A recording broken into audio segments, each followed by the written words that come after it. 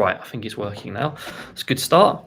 Hello, everyone. Hopefully you can hear me. There's a slight issue, a technical issue, as always when you're about to get started with these things. But if you can hear me, give me a message in chat. Just let me know. Hi, everyone. Hi, Gina. Hi, Klaus. Hi, Parrots on Wheels. Hi, Joe. I'm trying to look for it back through the chat. Hope you're all doing really well and having a really good day. Happy New Year to everyone as well. Hopefully it's going to go very well for everyone involved. Hello, excellent. Right, so thank you, Gina. So as usual, I'm going to talk about a topic, then probably get some birds out because it's always fun for you to see them just being silly and mucking about. Hello, Angie, how you doing? So yeah, talk about a topic which could be broken trust today, both how it happens and restoring it. It's something I talked about on Patreon a while back. I thought you guys might enjoy it. Hello, my friend from Ukraine. I can't actually pronounce your name, but hello, welcome. It's really nice to see you. So once we've sort of covered the topic, I've got a couple of questions to talk about, and then we'll play with the birds. I'll answer your questions if you have any parrot-related problems, and we'll talk about the upcoming course. Everyone seems to be very excited about it over on Instagram, so talk a little bit about that and what we plan to do going forward. Again, the patrons have already had a sort of sneak peek on this. Hello again, lots of emojis and stuff going on, so very nice. So let's start with a topic for the day. Before I get Scampi and Pickles out, let's talk about broken trust. Now, broken trust is something that happens with parrots and humans very regularly. It's something that isn't unusual. It's just something that happens and we need to get over. When you break a parrot's trust, it basically means your relationship with them is damaged due to something that's happened. This can be something that's both in your control or out of your control. So, for example, in your control, you are now trimming them and you have to use a towel to catch them up, or you get really frustrated, you catch them in your hands and put them back in the cage. That is within your control, and that's what causes breaks of trust there. Out of your control is they're out and about, just having fun with you, and then suddenly a crow flies right by the window. They get really scared, and suddenly they associate being out with you with something scary. That's how broken trust happens. And again, you can see two very good examples there of how it can happen almost deliberately, or through our actions, and how it can happen not through our actions. Now, what do you do when it happens? Obviously, when it first happens, panic. No, I'm joking. Don't panic. Try to sort of get back in situation as quickly as possible. Give them time to calm down. Give them time to relax, and then maybe try and resume interactions. Again, I've got a perfect example of this with Kipling. Kipling, one of our recent rescues. Again, I discussed this previously, but I thought it'd be useful as an example for you guys now. So with Kipling, he does have some behavioural issues. He's quite highly strung. He's a crimson belly, which deserves a video all on its own. We started off very rocky, but we started building a very good relationship, which was really awesome. The relationship's quite reasonable now as well. When he first came, he started attacking me, and now he's quite tolerant, likes training me, etc. So we got to this point where he was happy to play with me. Hello, Trish. He's quite happy to play with me and have lots of fun. And then we were doing some kiss training, which I talked about, where you get your bird to touch the end of your nose, which worked with all our conures lovely. And then something happened. Sophie was playing with Lou, the jingle ball. Something was outside. And then he launched at me and he latched onto my top lip. And he hung there for a good 2 seconds before I eventually managed to get him off. And I didn't try to shake him off because I must have known instinctually not to do it, even though I was like, ah. And then he flew off and went elsewhere. So I left the room for a moment, gave myself some time, and then came back in. So, hello, Sharon. Hi, welcome. Thanks for joining us. I came back in and then I resumed the interactions with him. Now, I was a little bit shaken up, honestly, because it was quite an extreme reaction from nowhere. And it broke trust between me and him. So it's important to know that a bird can break your trust as well. You can lose your trust in a bird. Yeah, a very painful lip piercing. And you almost need to restore your own trust in the bird if that happens. So what happened is I immediately resumed the interactions. We had lots of fun, did some training, even though I was like, ugh. But afterwards, there was a period where he was unsure of me because obviously when he launched himself there, he just didn't really intend to do it. He just did it because he was scared or something scared him. And so he was worried about me. I was worried about him. So we started working on restoring that trust. So the first thing I did is what we recommend to all our clients and anyone who watches, we took a clean slate. So I dialed back the interactions right away back. So I just went back sitting in my chair and I would just train him from my chair onto the back of this chair where he likes to sit and train with me and just start building. Hello, ornithology. Hello, everyone who's joining us. So I'm trying to do my little anecdote while I'm welcoming people while we're doing training and just try to build up that trust again. Because positive reinforcement is one of your biggest tools in restoring trust. Just like when you're initially bonding, it's going to help. If your bird starts linking you with positive things, lots of fun treats, lots of lovely things, it's going to build up your relationship again. And that's where I started. And I kept on doing it, and I took it very slowly because I was a bit unsure about how to react. Now we're getting to the point again where we can start training normally. He's happy with me moving around. He will fly to me. He will step off of me without any problems. But that is a perfect example of breaking trust. My trust was broken in him, so I didn't know what he was going to do. It was out of nowhere. His trust in me was broken. Hi, Carol. His trust in me was broken because he thought that something scary might happen when he was around me. So again, let's talk about it in a more general sense. When it happens, try not to panic. Don't panic. Take a step back from the situation if you have to, and then resume it like I did. And then dial it right back and try and keep it nice and calm. When you're restoring it, treat it like a clean slate. Work on your bond through positive reinforcement. Oh, I'm glad it's helpful, Sharon, because it's something that does happen a lot and it's really important. So yeah, dial it right back. I'll get distracted by chat. It's quite funny. I have to just focus on what I'm doing. Let me look at my notes quickly to refocus in a second. Yeah. So fresh slate, positive reinforcement, be mindful. And also, when we talk about training and parrot training, say, for example, you're training step up and you're doing quite well, and then your parrot has a little blip and it starts leaning down and biting you.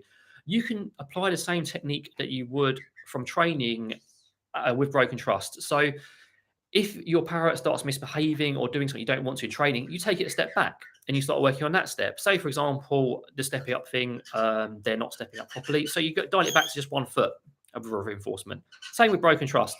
Your relationship was like they're happy to crawl on you, do everything with you, and then it breaks. Dial it back a little bit. Just have them do stepping up. Have them on your hand. Take it a step back and be mindful of what's going on, because that will really help in restoring it. And be observant and mindful, just like I said. Be observant of what's going on with your parrot, how they're behaving, read their body language, because just by watching, I spend a lot of time just watching our parrots. With Louie and Kipling, sometimes I have to, because right now they're starting to learn to explore the house and they're enjoying going out into the hallway and into the bedroom. So I kind of hang around in here to provide Louie somewhere safe to come back to. And I just watch them. And you can learn a lot by watching your parrot, especially if there is a trust issue and when you're trying to restore it. And yeah, I mean, that is basically it on actually broken trust. You may think it sounds really difficult to deal with, but honestly, it happens. You get over it, you go straight back in, get straight back on a horse, and you start positively reinforcing again and training again. And then that trust will come back naturally. People are asking for a dedicated video on this topic, which I may do restoring. But honestly, it's basically the same as bonding and training. You're just doing all that stuff, but you're just taking your time and dialing it right back. If you guys have any questions on broken trust, feel free to drop them in the chat. I'm happy to talk about it. And also, we'll talk about all sorts of other topics throughout this live stream. I'm happy to do it. I'm happy to sort of go back to it and everything else and whatever you want to do. So we actually had a question immediately. So from Kilea, I don't know if I pronounced that right. Is biting before sleeping not a trusting behavior? Depends on the context. I mean, why are they biting before sleeping? Are they nibbling their environment? Are they biting you before they're going to sleep on your shoulder during the day? What's the context of that behavior? So, Gina, can we do a parrot body language video because their body language is so subtle? Yes, we probably could do a general one, and we probably may do a course material on that sort of topic. But it does tend to depend on individual parrot as well, because different parrots will have different tells. There are some general ones, for example, feather position, eye pinning, if you're looking at ringnecks and macaws. But yeah, it's a tricky one to do. So we'd probably have to think about that very carefully before we went into that area. So what's ornithology got to say? People are currently looking after Gizmo and Hedwig had a broken trust incident. We managed to restore trust after a day. Yeah, you can restore trust really quickly sometimes. It can be quick click of the fingers. I mean, in the past, when we first had Olive, breaks in trust would happen quite often with her because she had such a traumatic past and she was so stressed. And then just going back into it, and she'd be back cuddling and relaxing straight away. It was really, really cool. We're looking forward to the courses as well because we weren't sure about doing them. And then we thought, well, we've upgraded our Zoom. Why don't we start offering them to people? We like to offer lots of free material. That's where a lot of this stuff comes from. If we were rich, we would just do everything for free, courses, everything. Sadly, we're not. So we do need to maintain just some income so we can crack on and do this stuff. It is quite funny how restricted some of these things. I was talking to someone in comments about how wealthy YouTubers can just do so much more because money is not a factor. But yes, courses will be fun. There'll be still plenty of free YouTube content, plenty of Patreon content. Content everywhere. We're going to shower you with content, and hopefully useful and to the point content, and not just me rambling like I'm doing now. What paint is safe for cockatiels? I want to do a makeover on our cage. Koki, that's a dangerous topic. I wouldn't probably recommend painting your cockatiel's cage. If you want to do makeover, I suggest making over the toys, adding lots of colourful perches, lots of fun things in the cage. I wouldn't repainting the cage. If the cage is looking worn and the paint's coming off, I'd consider maybe replacing it, to be perfectly honest. Me too, Joe. I just sit on my chair, my throne, which is degrading from Parrot biting, and just watch them in their cages. And it's quite funny. Chip is a little bit hormonal still, so watching him charge around and seeing what his little tells are as well, quite interesting. So let's go back to this killer. My cockatiel starts to bite my finger when it gets close to him or his cage before he sleeps. He used to not do that. It may be worth checking whether he's gotten a bit nervous with your finger. It may be a break in trust. Is he a bit nervous with your finger? Does he not just want it nearby? Is he feeling hormonal? Is he just tired and grumpy? Are you positively reinforcing it? Is he getting confused as well? Because if you're putting your finger near him and he thinks he has to step up, he may be just like, well, why are you putting your finger near me? He may be a little bit confused about it. So just maybe if you're going to put your finger near him, put it over him to indicate you want to pet him, see if he wants to, make it consent-based, or make it a very clear step up. Don't just waggle it at him. Because even Chip, he's like the most bonded bird to me, if I waggle my finger in front of him and he doesn't want it, he will get irritated at me. Change it, Koki. If it's rusted, I'd swap that cage out. Rusted cages are not ideal. They can cause all sorts of issues. You can try cleaning it, but if it doesn't come off, then get rid of it. Trish, do you have any tips for clicker alternatives? Your voice is the best clicker alternative ever. We don't actually use clicker in this house anymore at all. Clickers are really bad for our conures. The sudden noise can be overstimulating for them. It can even be jarring for rescues. So we just use a nice neutral bridge. It's basically a clicker. All it is called a bridge. It's like a tool to pinpoint a behavior and then give you enough time to get a treat out of your pouch or whatever and provide it to your bird. That's all it's for. So you're just saying good, nice, neutral, a consistent tone, or well done, whatever you want. Just keep it consistent and keep it neutral. And then you don't need a clicker. As simple as that. If it's a noisy environment and your bird's okay with it, a clicker's fine, but you don't really need it. Exactly, ornithology. Flakes very easily. Animal safe paint isn't always animal safe. I'm going to be doing a video on painting products coming up, because I reached out to some companies who do hobby paints, and I want to tell people what's safe and what's not. It's very useful. I've got some more topics actually, but I got sidetracked by all the interesting stuff in the chat. Hopefully it's helpful. A wooden cage can be, but you have to keep it clean. It has to be the safe wood as well. Sophie may be able to deal with that in the chat while I'm sort of chatting here. Yes, parrots on wheels. I wish our conures had a crest. Crests are the most amazing little devices for telling how our cockatiels are feeling, or cockatoos. If our conures had crests, it would make it so much easier, especially as I've had cockatiels for decades in one way or another, or as conures, I've worked with them, but they're a slightly more recent thing. We should have crests as well as humans. Could you imagine if you're out and about and your human's crest is up and down? You'd know if they're angry, agitated, or excited, rather than just trying to read them. It's just really annoying. Right, so let's go back to my little sheet. I want to talk a little bit about a couple of things that are coming up. The courses is the first thing I want to talk about, and Discord is the other thing. So let's talk about courses first.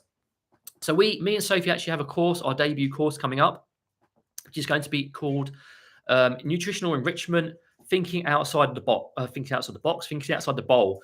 And it's using some material we developed when we were doing a course with Jason, but also some material we use for presentation. And what we're going to do is we're going to extend it, flesh it out, and make it a full-blown course of our own. We thought we'd do this because we've already dipped our feet in it. We know what we're talking about, and we can give you something that's well thought out, fully fleshed out, and hopefully very, very useful to you quite quickly, so we can see how many people are interested, and then we can have more time to develop more courses. If you're not available at the time we're doing a course, we are planning on doing a sort of alternate session for people elsewhere in the world, so everyone can take part and enjoy it. And in the course, we'll be talking about foraging, talk about natural history a little bit more than the Patreon videos, a little bit side issue on that.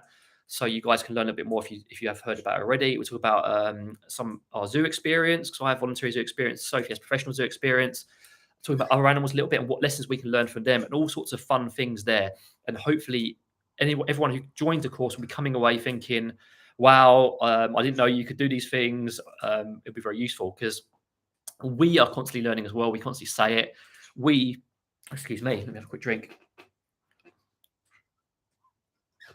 We did a course recently as well, which talked about foraging, specifically, and husbandry. And it's just amazing how much you can learn, and you're constantly learning. And hopefully that'll be the same for you guys. After that, we'll have lots more sort of material we plan to do. Parrot behaviour and parrot tells may be a great suggestion, Gina. So that's something I'll put on our list to consider and see if we can actually plan it out and make a dedicated course. A bit more on diet and nutrition, although we're probably not going to do as much on that and focus more on behavior and training because we feel that's probably more our speciality. But we'll see again as things develop and what happens. Yeah, that's good point, Gina, about cages. Don't let parrots head fit through the bars because that's not an ideal situation. The other thing that I'm doing as well. Oh, also, sorry to go back to it. If you're a patron, you will get a discount on the course as well, because we feel we want to reward our patrons to constantly give them something extra because we're really grateful for your support. Which leads on to the next point. So I thought it'd be really good to set up a Discord server. Ornithology actually mentioned this a long time ago, but the point I didn't feel it'd be worth it because we didn't have a big following as we do now. And I want a Discord server for channel members. Doesn't matter what tier you're at, what level you're at, and for patrons. And the reason I'm restricting it to that is I want to keep it free of spam. And I know it's unfair on you guys who aren't, but you can always just message me on Instagram or comment for any help there. But just keep it a nice community for people to share ideas, talk, and maybe even feed ideas into future course material. So I'm going to be setting up. In fact, the server's already there. So if you have a Discord username and you're a member or a patron, just let me know, DM me your Discord username, I'll add you. But I'm kind of trying to develop it and maybe think of some topics we can chat about. And you'll always be able to ask for help on there as well, and that sort of thing, because it feels like a really good, useful resource. And I know it's just a chat platform, but just having a community talking both to us and to everyone else, I feel it's going to be enriching and useful, enriching for us as humans. So let's catch up on chat before I go on to the few questions I've had before I started this live stream. So there's always a few questions that people ask me before. So we've got some cage recommendations. So I got a question from Jay Green. How do I stop my cockatiel pecking our lips? He's 10 months old and loves being out of his cage. Not sure what he wants, but it's only a peck, not a bite. So if he's pecking your lips, he's probably just trying to get attention or get affection. The best way to stop him is just not letting him near your lips or training him to just nibble your nose, which can be risky. So I recommend some soft targeting training and redirection. If he's starting to peck your lips, redirect him elsewhere, put him somewhere neutral and get him to do something different, because lip pecking is quite common with cockatiels. I swear Chip had a sort of a phase of it when he was a baby as well. He'd like to peck our lips for attention. He did stop, and now he doesn't really do it. He'll occasionally nibble my nose, but that's more like my beak for him. Hopefully that's helpful. Amber, I'm not sure exactly how much it would be. I think probably approximately $20. We will look into it and try and put some equivalent pricing for you guys. We want to make as affordable and accessible as possible. So we don't really want to up the price much. We want to keep it at quite a low level, unless it's a massive, long thing.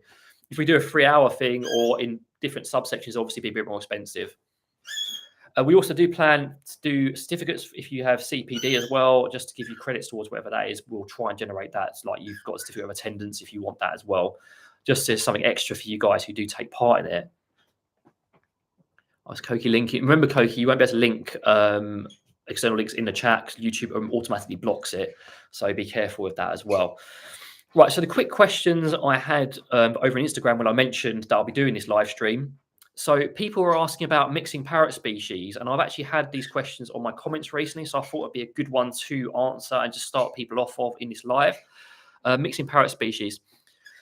Where to start? So having different parrot species in the same room or a bird room generally works out reasonably well, as long as they've got enough space to have their own territory, have their own space to escape.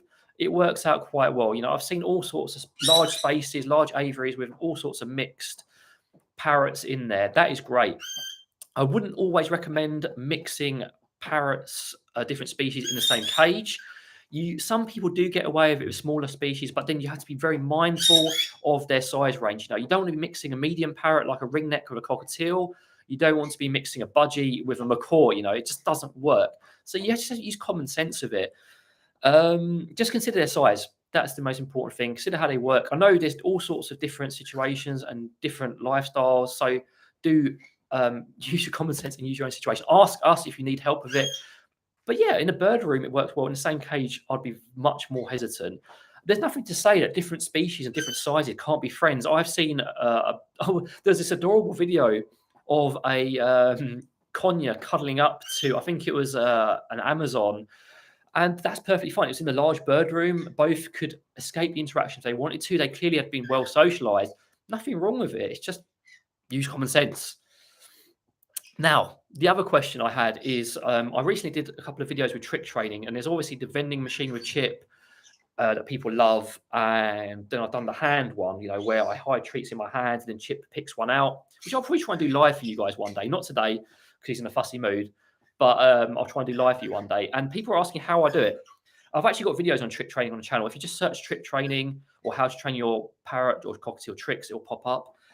But trick training is both very hard and very easy at the same time. The process of it is very easy. The simple steps you need to take to train your parrot to do tricks with anything, basically.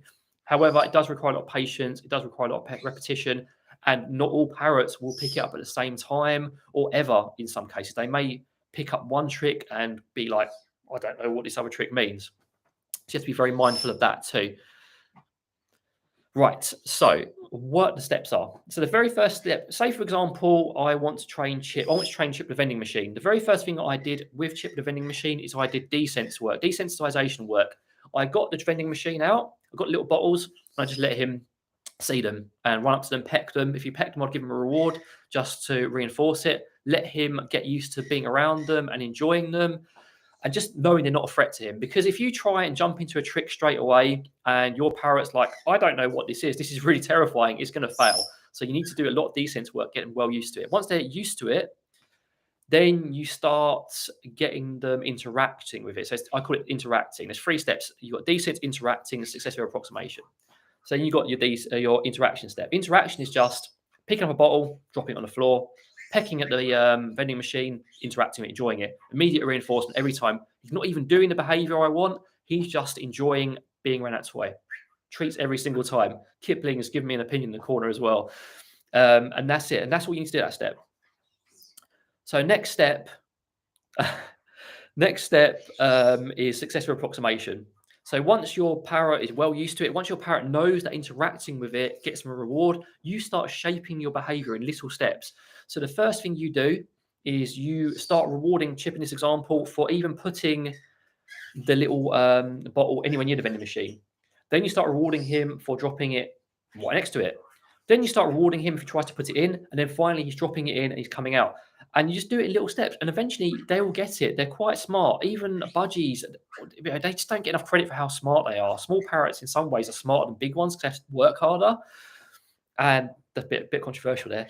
But they really will get it very quickly. So hopefully that answers your question about trick training. Again, I love it. I'm always trying to do it. So if there's any more questions, feel free to get in touch with it. Right, so let's catch up on a chat again. Thank you, Sophie, and everyone for lots of messages and keeping it flowing. So I got a cockatiel. So the crazy kid Romeo, nice name. I got a cockatiel and he'll only eat it out of my hand, but he won't really work with me without food.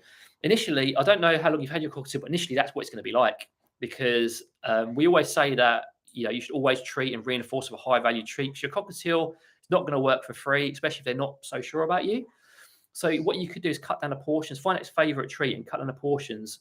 Get him training for those treats as well. Make him work for it. He knows he gets treats out of your hand. He knows your hand's great. So start making it a little bit harder for him, maybe. Start making him do something to get those treats and then start building a relationship on that. Because parrots do like to work for their rewards. All of us animals, we don't like. Well, I like getting things for free actually, but I like to work for things too. Otherwise, I wouldn't play computer games or even go to work. But yeah. So Patreon membership varies. Like the lowest one's £2.50. It goes all the way up to £50, which is like a free consultation every month. Channel membership's only 99p, but you get like emojis and stuff. It depends what you want, or even if you do want to, there's loads of free content. Yes, Gina, I get nervous. The other thing, because I'm doing reacting, I'm going to be doing a reacting video soon with unpopular, no, not unpopular, reacting to bad parrot advice, something like that. Though I'm not decided on the title yet. And I had you guys on community give me some bad parrot advice that you've heard. I'm going to do it without naming and shaming. So I feel that's not going to be of any benefit to anyone, and I don't want like a horde of super fans or anyone else just creating rage. I just want it's the advice I want to tackle, not the individuals. I think it's much more helpful.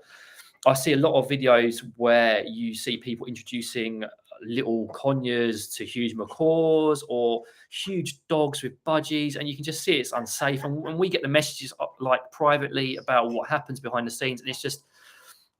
And sometimes it makes us really sad, to see it because we want everyone to get along. We want animals, but it's just common sense. It's level of common sense.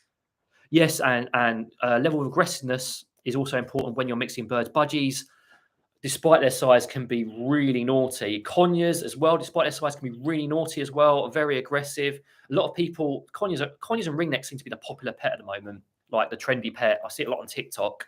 And people see nice videos of conures cuddling. They don't realize how cheeky and aggressive they can be.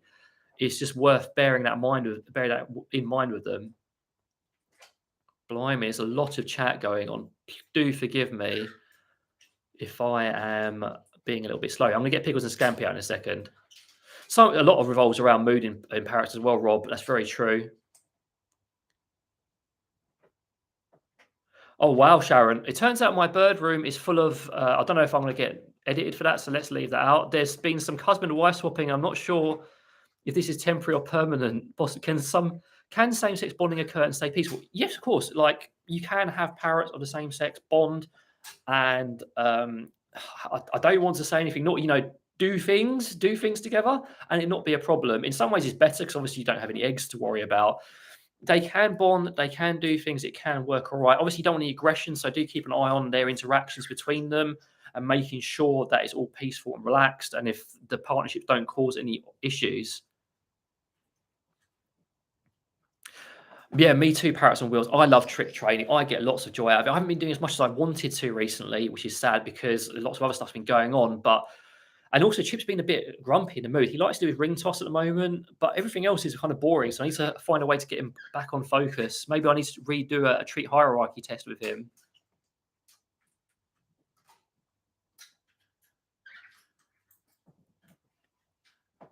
Our family's budgie bit the cockatiel's feet. Bloody blimey. Yeah, budgies can be incredibly naughty. I love them, but they are really bad. Yeah, and big hormones. There's a video I'm going to be doing in the future, actually. I've done loads of hormone videos. I'm going to be doing more because it's such a big topic. And it's going to be talking partially about hormones and how to deal with them again, hormones and the problems they cause, but also, are they all that bad? Because there's some elements of hormones. I don't want to create this image of hormones like they're just evil and everyone should be panicking about them. Any hormonal behavior, it is natural. We always say it can be monitored, it can be lessened to an extent, but you never sort of completely control. You can lessen it a lot to the point where it's not really an issue. But yeah, it's just important to be a mind on that. Amber Maxfield, tips on getting your connies to step up. The videos we've got are good, but it depends on the circumstance. One of the best tips I can give for stepping up for any parrot. Consistency is the first thing. So hold your hand consistently. We tend to use it like that, or sometimes with Chip, I use that. Chip and Fish, I use that. The conure is always like this. Hold it firm and steady, so it's nice and stable. Use a consistent cue, like step up. Use a consistent bridge, like good. And also, when you're holding your treat, make sure you're holding that treat up above them and to the front. So when they're getting on your hand, they're looking at that treat and not biting. Because a lot of parrots will instinctively use their beak to step up onto your hand, because it's just a good stepping stone really for them, and that's what they do with their beaks. You don't want them to do that though. You want them to be focused on that treat, reaching for that treat, and then stepping up because of that treat. That tends to be the most effective technique. You can also use targeting. If your conure is very bitey, use some soft targeting to try and get their interactions with your hands softer and more relaxed. That will help a lot as well. Right, I'm going to take a brief break and get Pickles and Scampi out, because they're probably going to appreciate the stand and being part of this. And I know you guys like to see the birds as well. If you guys are in the mood, you don't have to come out if you don't want to. You seem quite keen. You coming out? You coming as well, PP? Okay, they seem quite eager to join. Join the stream. Hello. Oh, wow. What a big man. Are you a big man? Are you watching yourself in a camera? Oh, you're watching yourself, big man. I always like to get these guys out because I know you guys enjoy seeing them, and I like having them out because it breaks up me having to talk constantly. I can take a brief moment. What do you want? What do you want? What do you want? Listen, I'm so glad they're tolerant of like dry kisses because for me, it's like, I don't know, I enjoy it and it's selfish and anthropomorphic, but I enjoy it and it makes me feel like they're like, oh, thank you so much, Pickles. I just had a little gift already. What a little terror. Right, what do you want? Do you want some training? Would you guys like to see a little bit of training as well? Because I don't mind taking a moment to do some training while the chat sort of goes long, and I can catch up on questions. Because I like these things to flow. I don't want anyone. Gina's like, yes, training. Do you want to do some training? Do you want some training? Do you want some training, Sam? Do you want some training? Okay. Right, let's do some training. Back in the chair. Right, let's hopefully. I'm going to do it on the back of the chair rather than a stand because hopefully you guys will see it a little bit better. Training, please. Everyone wants a bit of training. So we'll do some basic training with Scampy. Oh, you naughty boys, honestly. You gonna wave? You gonna spin? You kiss? That's what I talk about nose kissing. It's good technique. It's really good, but some parrots don't respond so well to it. Pickles, Scampy, and Olive responded really well. Louis does. Kipling does not. So keep that in mind if you ever try it. Do you want to do it again? Spin. Good boy. Pickles is getting impatient now. Do you want to do a high five for me? Can I high five? You're not finished your tree, or are you scared of Pickles? Or are you scared of yourself in the camera? You know, high five? What a good boy. Pickles is making her way down right now. And let's see if she's going to be naughty to him or you're going to be good. Are you going to wave as well? You going to spin? You good girl. Oh, scared. Right, I'm going to try and... I can't really do a shake with you unless you step down. Okay, if you want to go on my shoulder. Problem with Scampy as well during training is he gets so excited, and because these two both want to be involved, when Sophie's not here, I have to try and keep them focused. Do you want to shake? Boy. There it is. Look, it's right there. Pickle. You gonna shake? I'll try and sit so you can see me as well. I'll put these down here. You gonna shake? Yes. Pickles me. Pickles me. Good girl. This isn't probably the most professional training session, so do bear that in mind. I'm not really reinforcing quite as quickly as I'd like. Pickles. Pickles me. But one thing we also say is regular training is really useful. It doesn't have to be long. You can literally do a 1-minute training session. We do recommend 2 to 3 times a day. It doesn't have to be long, but it's really enriching for these guys. Keeps their behaviours consistent, even without a verbal cue. And they get lots of treats and it deepens your bond. And it's just being regular and maintaining it. How to train nose kisses, Joe? So first off, start with soft targeting. Make sure your parrot is soft target trained so they're not going to nibble it. And then you can use the target stick right next to your nose, get them to do that. Then you get steps. You're not so good with it, are you? It's a bit scary. Oh, you too. Right, I think that's the end of that training session. We'll do one more shake. Good girl. I'll keep a couple of treats next to me. Have Pickles do a wings and flip. Okay, cool. Do you want to do a flip? Let's try and do that. Flip. Oh, Pickles, you lazy girl. I'm doing it the wrong way around, that's why. I want to show it so it's on the camera, but she's being silly. You want to flip? Well, Sophie's making me look like a bad bird trainer. She's making me do the flip now. I'll probably do the wings. So for wings, we have to do this really silly noise. Wings. And Pickles immediately does it. I don't know how it got trained like that, but it's the only way to get her to do it, unless she's really feeling funny. I'll try one more time with a flip, and then I'm going to stop pestering you for it. She may want to go on the stand. And a flip. Come on, flip. Is it the PC that's putting you off? Flip.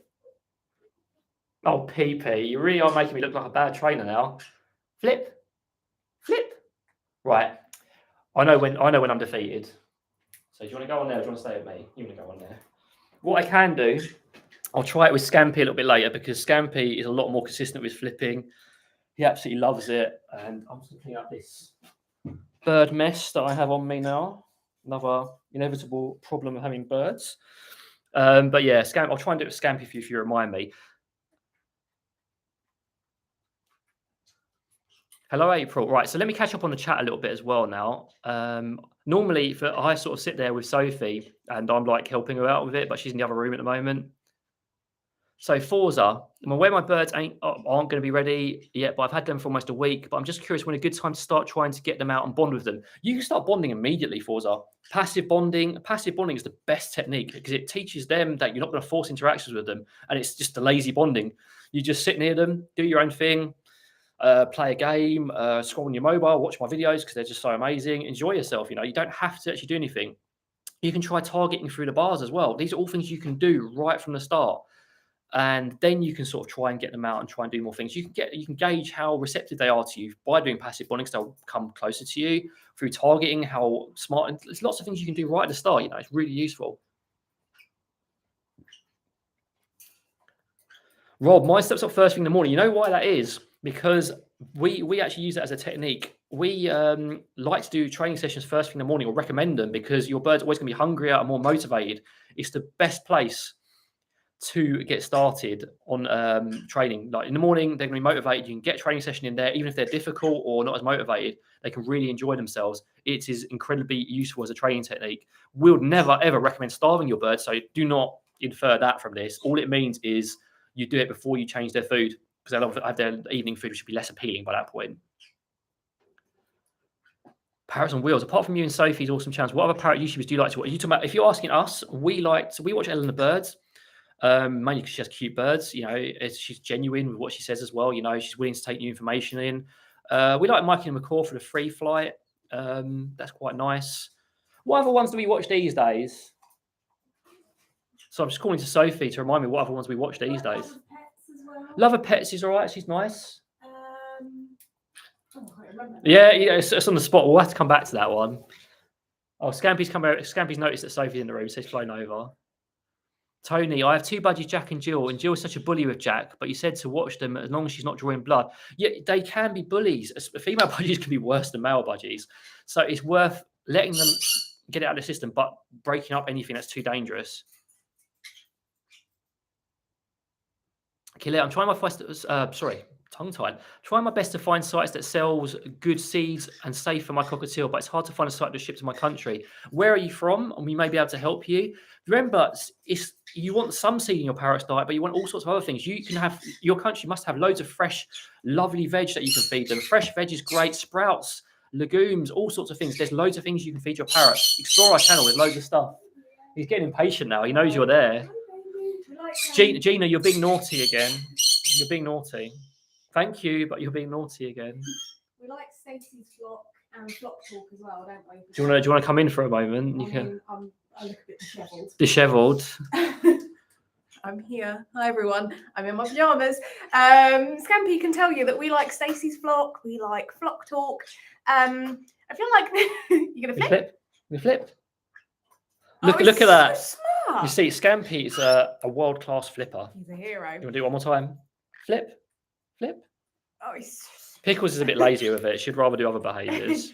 Yeah, we like to watch lots of other bird channels, but I don't know, there just doesn't feel like as much content as there used to be. So we're kind of putting out all the content. So yeah, but we're putting out the content. We need more views, guys. I mean, if we're the only bird creators putting out something, surely oh, hello. Oh, wow, okay. Scampy. You naughty boy. What are you after? Look, there's only one left.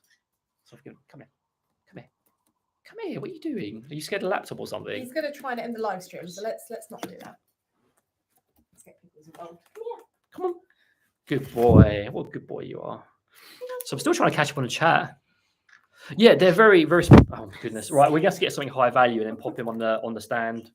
I know what to get. Because basically, so the reason Scampy's doing this is because on my computer, my normal computer, I like to have them watch videos, and him and Pickles scamper around.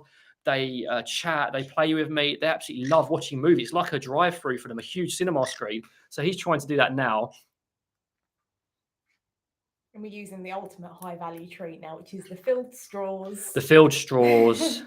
Yeah, I don't like that either, Gina. Make sure they're hungry before training them. Hunger motivation is really useful, but don't force it. You know what I mean? You don't have to force it. Oh, my chat's being silly. And with hunger motivation as well, we're not talking about starvation. It's just having a bit of an appetite. Like birds should still have access to all of their normal food. They shouldn't be denied anything. It's just if they want to work, then they get extra.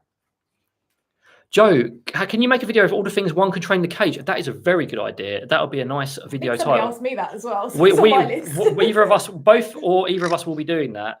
So I'll make sure to do that video. That is a very good idea. I should probably write myself a note, but I'll get so to remind me. You do love being naughty, Gina.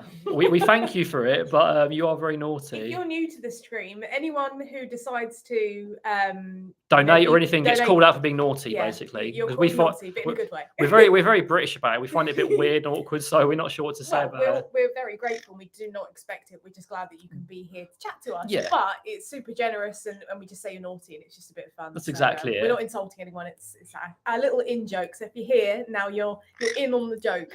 Yeah, everyone knows now. I love having just a perch for you, Scampy, as well. I just have to hold. All the footage is taking notes on our videos. I mean, that's always nice to hear. What are the ages of the conures? Would you like to take the question on that? Because we were chatting about that the other day, weren't we? I'll tell everyone. So, Chip, Fish, and Pickles are all 4 years old. Scampy and Olive are 3 years old, and Lou and Kip are 2, but they're almost 3. So yeah, that's basically it. Just answer that question. That's everyone for now, anyway. It can take a little bit of time to get them used to it, Joe. Also, when you're using a straw to start with, maybe have it open so the treats are in there, so they can just tip it out and they can just be like that. That's Klaus says it as well. My birds don't understand the straws, so leave them inside and almost tip them out. Make it ultra easy so you understand what's going on and they know. So. What shows do our birds like to watch? This is going to sound quite vain, actually. This is going to sound very vain. We put our own shorts on. We put Pickles and Scampy's love story on, which they really love. Meet My Birds. Meet My Birds. There's a video I did ages ago called Meet My Birds, which needs updating with Lou and Kip. Get Pickles is coming in. You had that for him? Okay, take her. We did a video called Meet My Birds, and these guys literally just sit there and they start playing, they start posturing, they start getting excited, and eventually, what's really funny, by the time we end the video, there's a certain song I play. It's called Birds by Corbin Kites or something. It's on the free audio library. And they start cuddling, they start relaxing, and it's the same every time. It's dancing. Oh, little one. Oh my goodness, little one. They do like to watch video games, don't they? Yeah, they enjoy video games too. I was playing something called the Callisto Project recently, which they found a little bit scary, but they all started chatting when I was playing that as well. Yeah, I didn't watch it, did I? Oh, no, you didn't watch it. It's like a scary game. You don't like that sort of game. Yeah, remember the straws again, Klaus.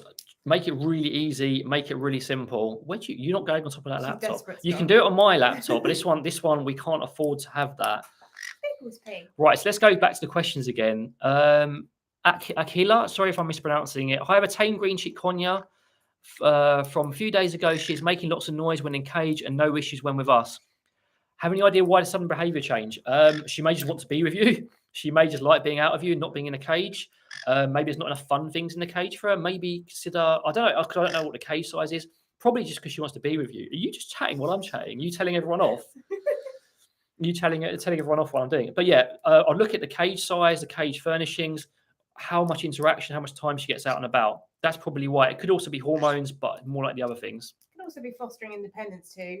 Yeah, again, independence is important. Not to plug my channel, but if you want to head over to Bird Nerd Sophie, I've got a video how to keep your bird busy when you're out, and it's kind of has a lot of techniques on how to encourage independent play and that sort of thing. But just to quickly interject as well, we've got a lot of questions on here, but often the answers are actually on our channels. We've got loads and loads of videos on both our channels, so it's worth after the live stream just having a little scroll through, tabbing a few for later, because you may find your answer on there too. Yeah. Also, if you have any more questions, now's the time to ask, because we'll probably be wrapping up in the next 20 minutes. So I'll be going through this, maybe try and do a bit more training. So yeah, if you have any more questions, please feel free to drop them in the chat. Oh, scam. There's no movie. You're watching yourself, little man. You're literally watching yourself on the screen. Where do you want to go? You silly boy. Can conures drink orange juice if it's diluted RM? Yes, in moderation. So it's got to be fresh squeezed. It's best. I wouldn't use the concentrated stuff just in case it's additives. You can heavily dilute it and give it some. We regularly give our conures fruit juices because we like them to enjoy it. Cranberry juice is really good for them. What other juice? There's one in your Amazon store. There's one in my Amazon store. I recommended it recently, actually, and it's not that. I think Mr. Scam's going to have to go on a stand in a second. He's going to have to go home, I think, and maybe get somebody else out because he's being quite cheeky, aren't you? You going to step up? I think he just wants to play, basically. He wants to do the movie. See, orange juice is fine. Just dilute it and use fresh orange. Loads of other juices may be worth doing. I may do a video on it. What sort of juices you can provide? All sorts of stuff like that. Any plans of streaming games in the future? Probably not, honestly. I mean, I like the idea, appeals to me, but there's so many things I'm already doing. I'm not sure people will like it. Very You'd, angry. I get angry, which probably people find entertaining, but you'll probably be the only person who'd watch it. And I don't know, it just feels a bit bizarre streaming gaming. I'm not going to say no. It appeals to me as an idea, but like doing this stuff and doing the bird education stuff is much more rewarding for me and much more useful. How is the bird flu situation our end? Not amazing in England, to be honest. There's a lot of people doing silly things in all sorts of communities, which we don't approve of. So our birds, we're not even taking them on walks at the moment because it's too cold anyway. Hopefully it will settle down and then we can do another Olive Goes on a Walk video, which will be kind of cute and she can enjoy things. So from Crystal, my green cheek conure has decided to strip all my fake greenery. Can this hurt them if they ingest while shredding? If it's made out of plastic, yes, definitely. If they ingest it, you don't want that happening. I would try and make it a lot less accessible. Maybe have some safe plants. There are some plants that are safe. We recommend herbs. Try and redirect them elsewhere into shredding other things, providing more toys in their play stand. Have like alternate fake greenery. Just have like a herb tree hanging on the stand. So they think they're being naughty by shredding it, but in reality, they're ingesting good things. Asif, dosage of apple cider vinegar for cockatiels. Sophie, do you have a dedicated video on that? Right, Asif, instead of me answering that question, I suggest you go to BirdNerd Sophie's channel, search apple cider vinegar, watch her video. It's going to answer it a lot better than I can right now. She's got a video dedicated to the topic. Parrots and pooches. How old were you, both me and Sophie, when you got your first bird? I was 5 when I got my first bird. It was Budgie. How old were you, Sophie? I was 16 and I got pet ducks. You started with ducks? Yeah. A little budgie for me. I know it's kind of, it's so stereotypical, but then back when I was 5, the views were very different on birds. She was beautiful, as all our parrots were. It's a shame I didn't know what I knew then now, and I didn't have the same force that I do now as an adult. Things would have been very different. Will male and female mating change their attitudes? Do you mean their attitudes towards you or in general? Hormonal behavior can shift attitudes most of the time. So this is one of the sort of like arguments that people say against having multiple birds. They say if you have multiple birds, then they're not going to bond you, not going to like you, which is not true.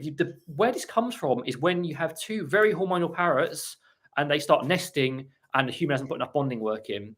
It will change their attitude slightly. They may get aggressive temporarily, but generally no, especially not if they're bonded to you.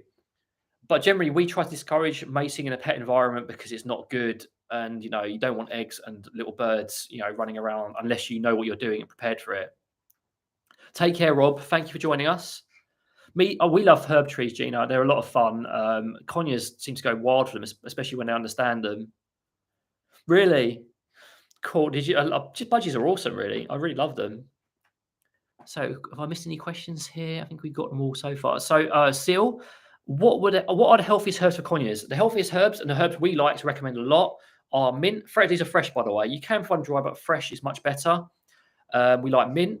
We like rosemary, and conures love shredding rosemary. We also like basil. We like oregano, although oregano dried, I'm starting to lean against it. I don't really like it as much. Fresh is much better. Maybe because it's too concentrated. It's just too strong, I think. But yeah, and Gina just literally gave a little list there, which is really useful. What are we looking at now? Crystal, thank you for your videos. My green chip conure picked me by flying to my neck while I was in the nursery. I knew nothing. I mean, they do pick us. Pickles basically picked us. I'd love telling this story. Should I bore you with it again? Ramble about it again? Yeah, let's bore you the pickle story again. So me and Sophie had chipper fish. We were looking at getting some other parrots after chipper fish, and we went into a pet place, a pet store, and Pickles had been surrendered there. Everything, difficult situation, etc.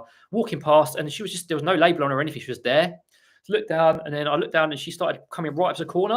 And when I put my finger up, she wanted pets. She was just like ultra interested. Went around and like, well, what's going on there then? So then there were other people looking around.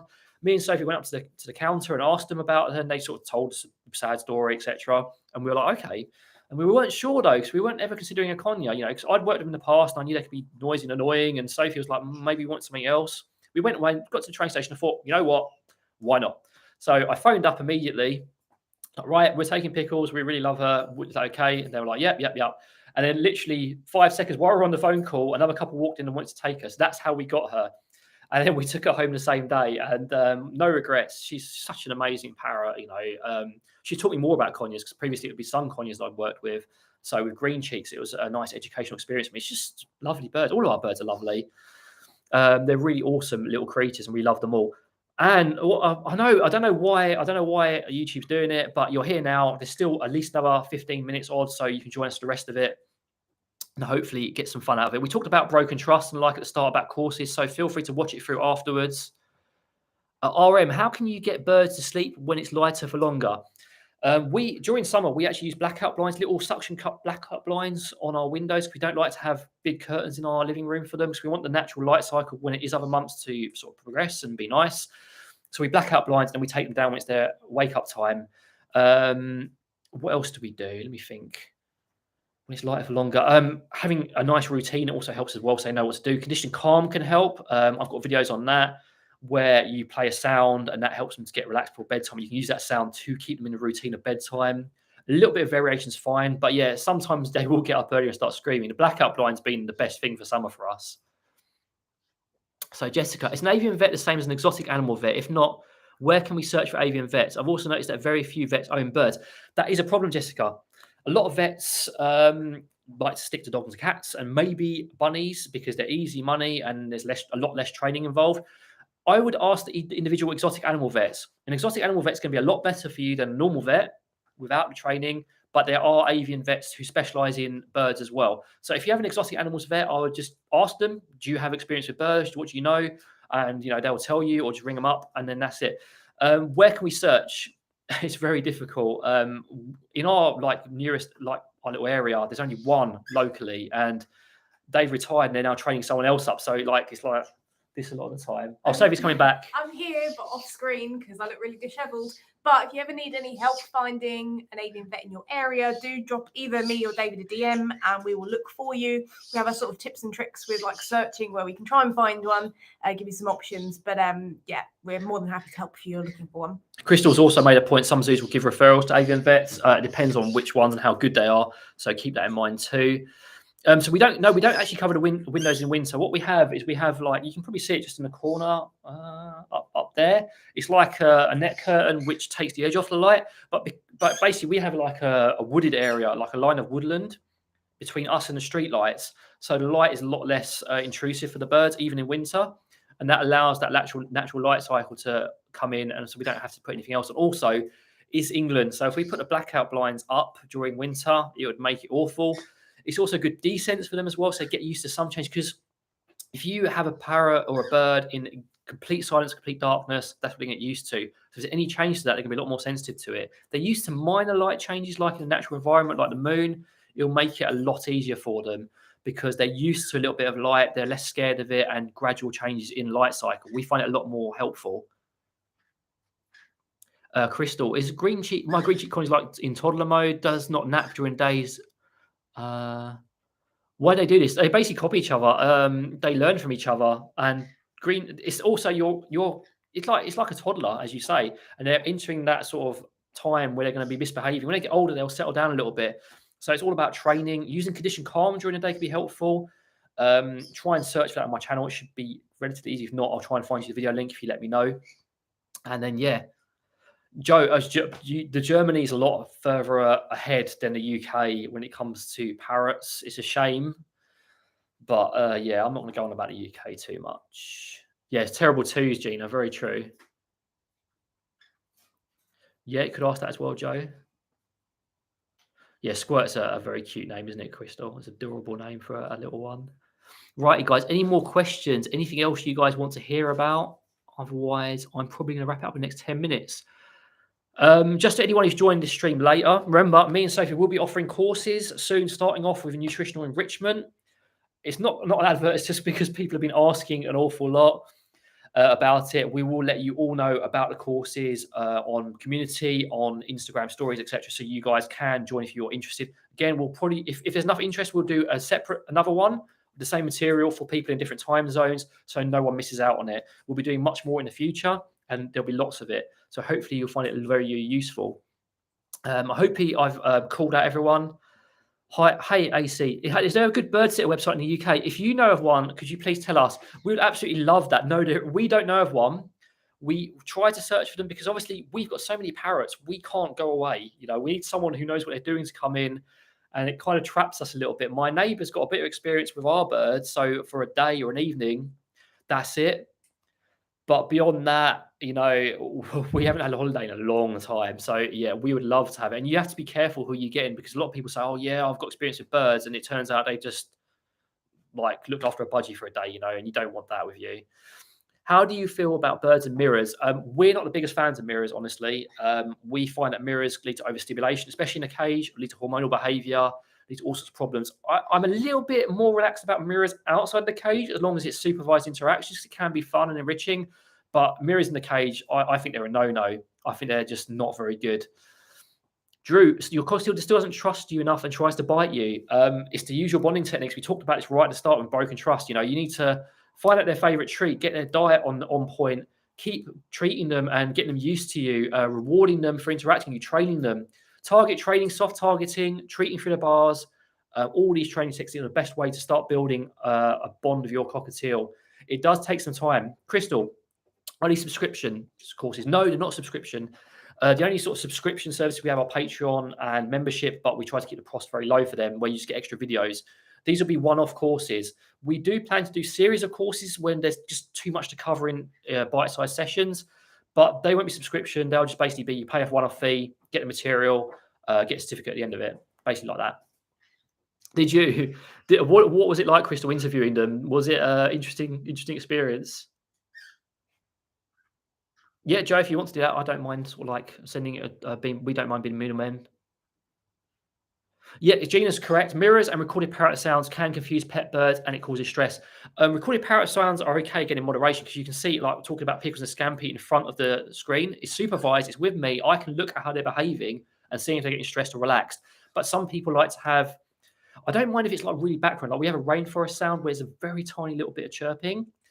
But when it's like really pronounced sounds like a cockatiel screaming all day, that's not going to give your cockatiel company. That's going to make them stressed and agitated. That's not ideal. Yeah, paw shake, Sophie said it's always useful.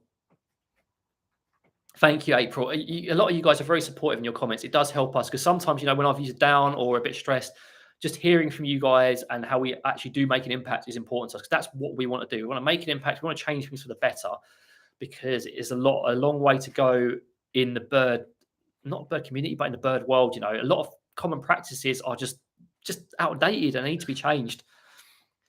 AC, we have a conure and a cockatiel. Loki, the conure, is very cuddly and curious, naughty. He tries to get close to Hades, the nice names, the cockatiel, but Hades starts singing and doing the heart wings things, whatever, whenever. Loki comes close. It's cute. It's cute that they get on because conures and cockatiels, they can get on, but sometimes they're a bit funny because their behaviors are very different. Like Olive and our cockatiels, and Pickles and our cockatiels get on very well, but they don't pring each other or anything. Just happy being in each other's spaces. The hot wings, he's almost trying to impress Loki. Hades trying to impress Loki, and Loki just wants to have a nice bit of cuddling. It's very funny seeing how they interact. Will my cockatiel Peanut be okay sharing a cage with a lovebird? Teflon, I'd be very cautious about that particular mix, mainly because of the way that lovebirds behave, and I'll just be very cautious and take a long time with bonding. Just take your time with that.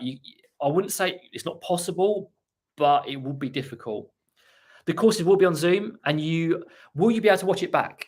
I can't answer that question. I'm not sure yet because let's be blunt here. We've had content theft a lot, and would be worried about it. What we might do is try and create a handout of key points for people, and also make ourselves available immediately after the course for a period where people can ask questions, just so you can get it in your mind and get it reinforced. I'd recommend taking notes. Basically, we are conscious of content theft a lot, and we let it go a lot. But in these sorts of cases, we want credit where credit's due. Just like if I quote something from Jason, I will say it's from Jason. If I quote something from another parrot tuber, I will say it's from them. A lot of people just say it's my idea, great, and we don't really like that. It's about time that stopped.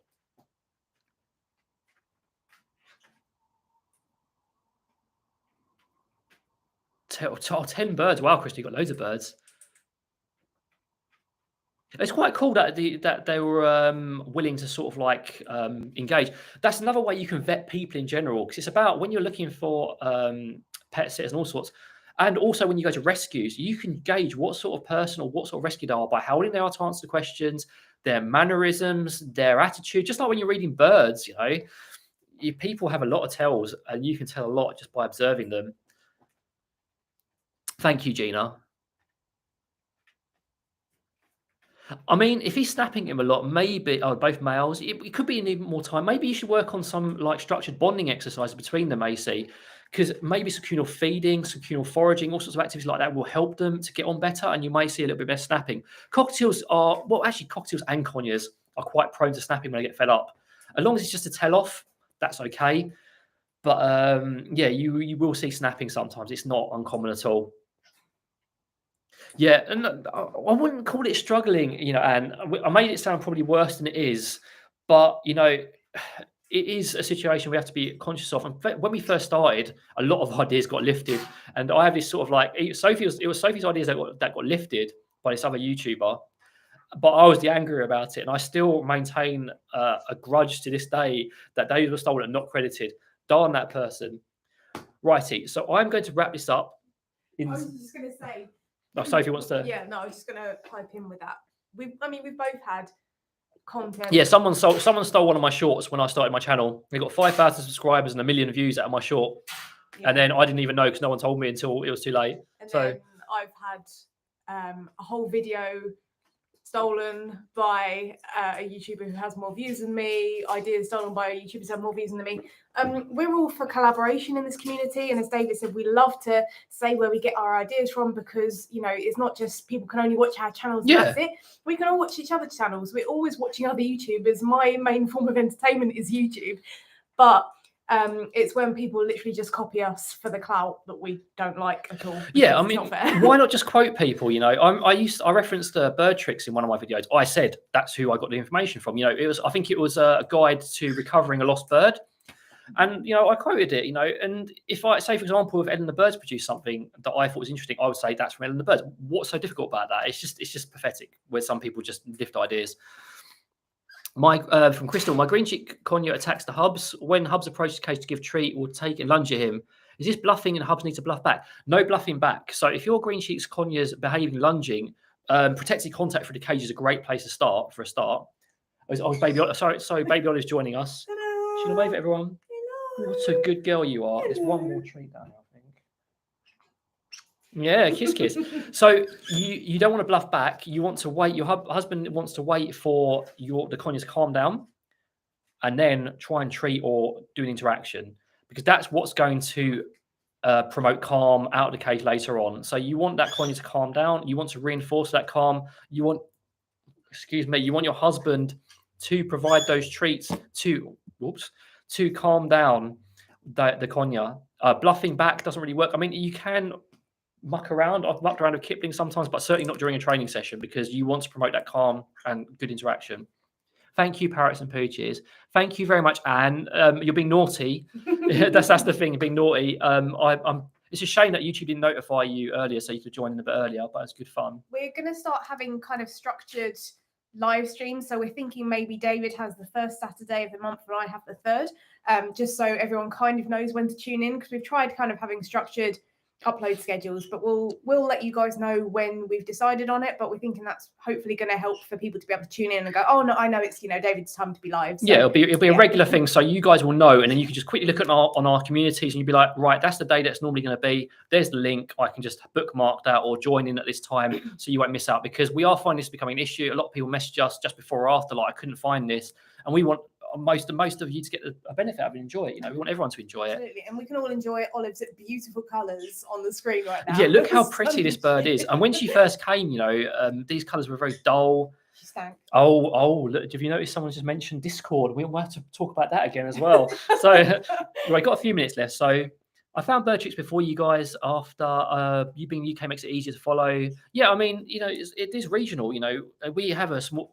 Our UK audience is reasonable, but it's growing, because a lot of UK people didn't know we exist. They go to American YouTubers and stuff. But yeah, it's growing. But we can all watch everyone and take what we want from everyone's That's channels exactly it. It doesn't have to be darn competition all the time. We can coexist. We can all have our own ideas, because some of these ideas are universal. A lot of ideas that parrot trainers claim to be their own were back in the 70s. Back in the 70s with dolphin trainers. With dolphin trainers, these ideas aren't new. We can present them in a new way and in our own way to you guys, so we can share them.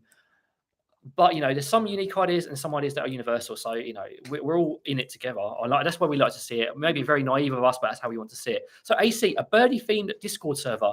That is something I am creating right now. I feel a bit Scrooge doing this way, but I'm limiting it to channel members and patrons at the moment, because I want to build a sort of nice, respectful community. I do get some disrespectful people, so I don't want to make it public information. I may expand it in the future. Also, I'm going to have it so once you've been a patron or a member for a while, you just keep access to it. So you stay in the community, lifetime access, basically. So I'm exploring how to do it. Basically, I've been in Discord servers where they've been disrespectful and rude in various mental health places, so I want to avoid that. What else have we got? So we're going to have to wrap this up in the next few minutes. Hi, Lover Pets. We were talking about your channel earlier, actually. We were talking about we do watch your channel, enjoy your content. We were talking about how, all of us can, shout each other out and be, work together to make parrots' lives better. Community. Yeah, I mean, that's why I do a community post, and so people can see it just in case they don't catch it. Yeah, exactly, Crystal. Everyone learns from different sources, and we don't want to be like, just watch us and don't watch anyone else, because you may learn something useful from someone else. We want to improve parrots' lives. Watch everything. Watch everything, but also watch everything with a critical mind as well.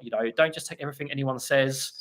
It was a very good talk. I mean, I've been rambling for ages. We've had lots of training. We've had all sorts of things. Hello. It's just on my eye now. Hello. You've completely made me lose my train of thought now. Don't know what is going on. We love a bit of chaos. It's chaos with Olive. Calm live stream. Hello, everyone. You're such a good girl. You're going to shake my hand on. I'm sorry. You're going to get a treat for that, because it's mean otherwise. Exactly. We all learn from each other. She is Klaus. She has beautiful colours. When she first came to us, it was all muted and dull. Now look, it's shiny, and she loves her veggies. Absolutely loves it. So, Parrots and Wheels, how do we join Discord server? If you're a patron or a member, give me a message with your Discord username, or I suppose I could probably try and send you an invite via email. Just let me know you want to join it, and I'll do it. All I've done is set it up with a little picture and stuff. I will have topics on there, discussion topics. I want to make it a community for people. So not only for me and Sophie, but you guys can talk to each other and learn from each other as well. All about learning, it's all about learning community. I think as well, just limiting the Discord server to members and patrons helps to reduce the need for moderation and stuff. Yeah, that's the other problem. We don't have time on there every 5 minutes, making sure that people are being respectful. We think probably if you're a member or a patron, you're gonna be respectful anyway. But we can explore other ways. We will explore it for future for other non-members. But membership is only 99p. If you want to get in there early, but you're not gonna be missing much at the moment, apart from us chatting to other patrons initially. So don't worry too much. We will try and work it out. So right, I'm gonna finish off with the last couple of questions and wrap this up. Crystal, basically it's just my name. I've got link in descriptions as well.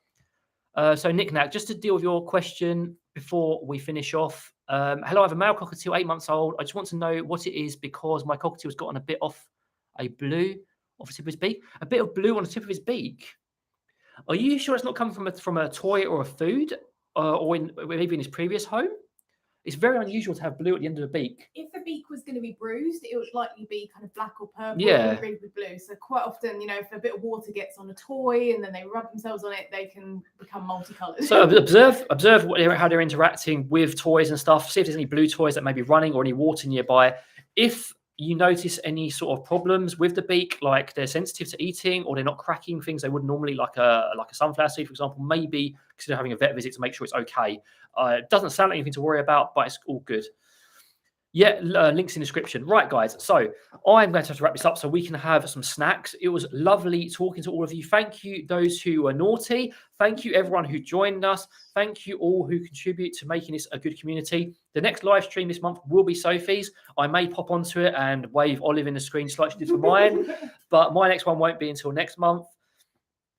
Joe, that again could be down to diet. The poo changes on diet, but yeah, we will be making this a regular thing.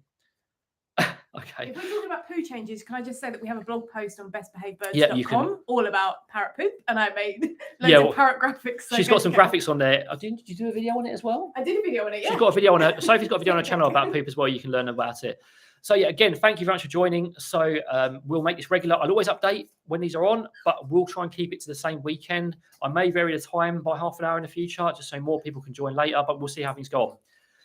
I'm not sure if that emoji is supposed to say how good the video was or it was good. What is Sophie's channel? Bird Nerd Sophie. Right, guys, thank you very much. Signing off from me, Sophie, the whole flock, and Baby Olive, who's currently stuffing her face. Take care, everyone. Bye. See you later.